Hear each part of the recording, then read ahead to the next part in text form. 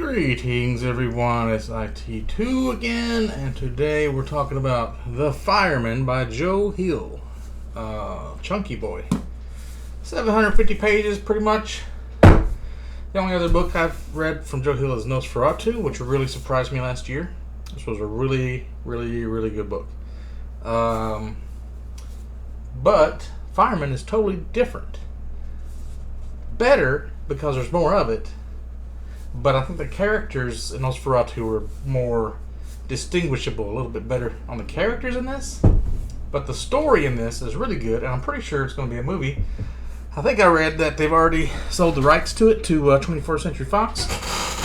And it is a post-apocalyptic story, very similar to The Stand by his daddy, Stephen King. You're talking about Chunky Boy. That's the longest book I've ever read. 1,415 pages, something like that. So, this is Joe Hill's version of The Stand. If you've seen the TV show Last of Us, or you played the game, you know that the apocalypse is brought about by a fungal infection that is a mushroom spore. And Last of Us, it's kind of just like that one that takes over the minds of ants and stuff, you know. But this one is a Trichophytae or something like that fungus that is like causes people to self-combust, to like burn up in fire.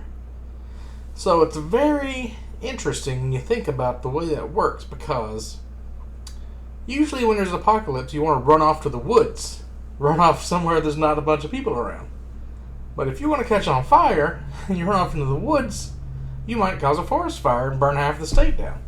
So you end up wanting to stay where there's fire departments, or like in cities, and everybody kind of freaks out and they try killing people before they ignite. And also you get the fungus kind of comes onto your arms and legs, up your neck, maybe, like you can see it. There's a visible, sometimes it takes like shapes of things that you like or you're interested in, so it's kind of interesting. And it kind of glows sometimes. But yeah, so main character is this woman. She's a nurse, and her husband she gets the infection because she's a nurse, and he freaks out and he wants to kill her because he doesn't want her to survive. So she has to escape him and ends up like destroying her house and like running off with these people. And this guy, the fireman, is an English guy who has learned to control the fire. He's become one with the fungus, and he can like use it kind of like Johnny Torch, or what's the name? The Human Torch. He can kind of do stuff. He can light things on fire. He can throw fire. He can make this giant bird, a phoenix, go out, and he can do stuff with it. And so it's like he tried to explain this with science. So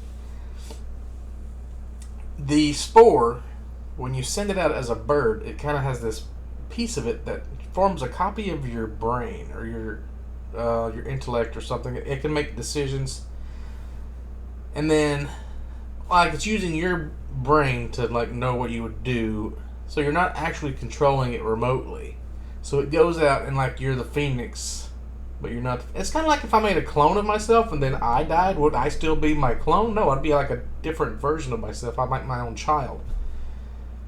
So then he goes out and he does stuff with the phoenix. When the phoenix comes back, then the ashes from the phoenix absorbs those memories of everything that just happened. Kind of like when Naruto would do that clone jutsu thing, and he would like learn how to make Rasengan really fast. You know, like he has the memories get reabsorbed when they come back to him. But it's kind of like two separate people at that time. It's kind of like that. So what they find out was the way to control the fungus is what's the oxytocin, the hugging hormone, the one that makes women love their children when they give birth. You know, when you do things as a group, that makes the fungus know that it's in a safe environment. If you give it cortisol, like you have stressful environments, then you will go up in flames and it'll explode, and like when it becomes ash, then it's transferred through the ash.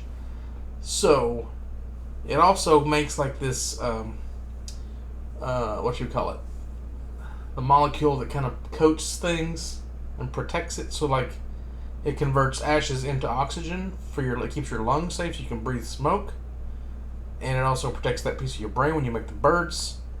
And I think it protects your arms and stuff. Like when you want to like throw flames, it coats yourself with this enzyme. Yeah, right. So it's an enzyme, and it says it's dendritic in nature. I don't know what dendrites are. I need to look that up, but it's really interesting. So she ends up with the fireman and all these people. There's like maybe 500 people living in this one place. It's hidden. Not really sure how it's hidden. They didn't really explain that very well. It's like a different part of town that nobody knows anybody's there because they have these planks that they walk on instead of walking on the snow, so they can't see any footprints there, that they don't think anybody's there. And they have like lookouts, like if they see anybody coming, they'll tell everybody and then all hide or something like that. And then the fireman kind of lives on a little island just right next to it. It's like almost you could walk to the island, so he's like just right there. And he had like this wife that died and became like a fire elemental, and he keeps her up in a bucket or something. He keeps a fire going because she's still kind of alive as a fire elemental, but if that fire ever burns out, she'll disappear. So that's kind of cool. So like Stephen King, I think he kind of bungled the ending of this because it kind of gets crazy with the town. Like all the people, they start doing really fucked up shit, and they realize the thing about oxytocin is it doesn't matter if you're doing good or evil. If you're doing it as a group, it still works. It still counts. Kind of like in Far Cry 5, you know, you got the cult and the church. It's kind of like that. It's kind of like, or like Children of the Corn. Like everybody kind of gets all weird, and they start acting like the kids on that Lord of the Flies island. And they start acting weird. They start like torturing, or they try to like bully that pregnant woman, you know. And they like, she didn't want to put a rock in her mouth because that was the way they punish people. Because this one guy's a priest, and he would do that kind of like a way to like stop talking and meditate. So they just kind of, he got hurt, so he couldn't talk. So they just assumed he wanted everybody to like put a rock in their mouth if they acted out or something. So then they forced a rock in her mouth and like duct tape her head, and then like forced snow in her face and like started kicking her and shit. But she's pregnant. Real fucked up shit. And then yeah, they ended up. It's kind of almost like one of those stories where somebody's trapped, but they're like starting like a resistance, and they get people together like, you want to leave? Yeah, you want to leave? Like, who's going to be the leader? Where are we going to go? And they start like plotting, and then they all like break free. Actually, like something else happens that like forces them to leave early, but I don't want to tell you too much about it. But there's also like the whole thing with the apocalypse, and people want to kill the infected because they don't trust them, you know. And there's like this guy on the radio that's like freaking out, and her husband's still alive, so he's like with this guy, and they're all kind of like racists would be, but like they're just against the infected, you know, they want to kill them all. And yeah, the ending though, it starts out, it's almost like Charlie Jackson's The Lottery a little bit, like a little bit crazy. Like they're walking down this road to go to this island where all the infected are, and the people don't trust them. They all have all this crazy shit written on these sheets out in front of their house, like, we're healthy here, just keep moving and stay away from us. But they'll leave out tables with food and drinks and like medical things, kind of like helping them along their way. So then I'll let you try to figure out where that leads, but it's pretty fucked up.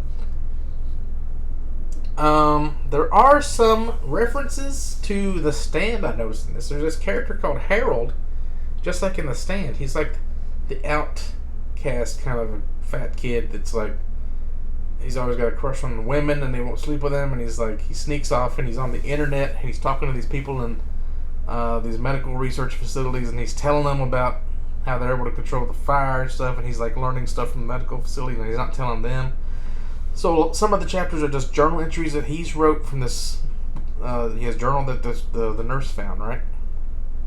He's probably one of the coolest characters too, because he's just like in The Stand. He's like one of the coolest. I don't know, maybe he's not cool, but he's an interesting character. They also mention the town of Ogunquit, Maine, which I've never heard except in Stephen King. Joe Hill apparently knows a lot about Maine too, because he lives in Exeter, New Hampshire, I guess. Similar to The Stand. The Stand had that black woman that was like, they called her Mother Abigail. Is that right? Mother something? They start the priest, they call him Father, and then when he gets hurt, his daughter Carol. They start calling her Mother Carol. So it's kind of like that. It gives you the creepy vibes. Yeah, also they kind of like all sing songs together in this church. That's how they kind of get their oxytocin going, so they all start glowing. But it gets to a point where it doesn't work. It kind of like, when you go into this trance state, you forget your name, and it says you forget the face of your father. That's from Dark Tower right there. Dark Tower reference. Yeah, you forget who you are, and you forget you all just kind of become one person. You kind of share each other's memories and thoughts and things like that.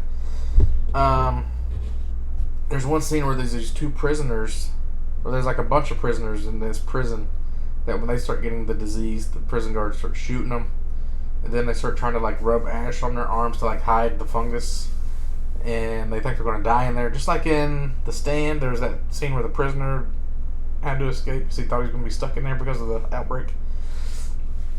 Yeah, the two prisoners end up being pretty cool characters. The Bright, that's what they call it when you go into that trance. They call it going into the Bright. And that reminded me of the deadlights from It. I don't know why. And also, but their eyes kind of glowed. It really reminded me of the Institute, where they had all the Gorks, the people that are like the psychic kids, and they all just kind of stand and they stare, and they all combine their psychic forces. Kind of reminded me of that a little bit. There's this one reference to Christine in the book, where this one character calling people shitters, because that was a guy in Christine. He called everybody shitters. And there's a fireman who wore a gas mask, and he called him a gas mask man. Just like in Nosferatu. My favorite character of this book was the gas mask man. And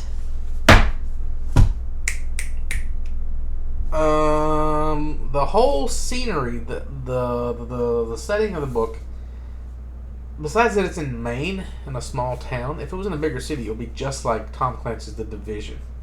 It reminded me a whole lot of like playing The Division, and there's firefighters everywhere, and you're sneaking around, and you're like, there's not a lot of gun violence. I mean, there kind of is. There's like 22 rifles and a few guns. But it's like that atmosphere of like everything's going to hell. Some people are healthy, some people are sick. There's snow on the ground. There's these weird people doing weird shit. It's just really good. I need to check to see when the movie's going to come out, because that's pretty dope too. I want to see that. 5 out of 5. I added it to my favorites. Just having a really good reading streak on books so far. I'm also halfway done with Network Effect, which is one of the Murderbot diaries. But next, I'm probably going to read Assassin's Apprentice by Robin Hobb, I'm thinking. So that's that.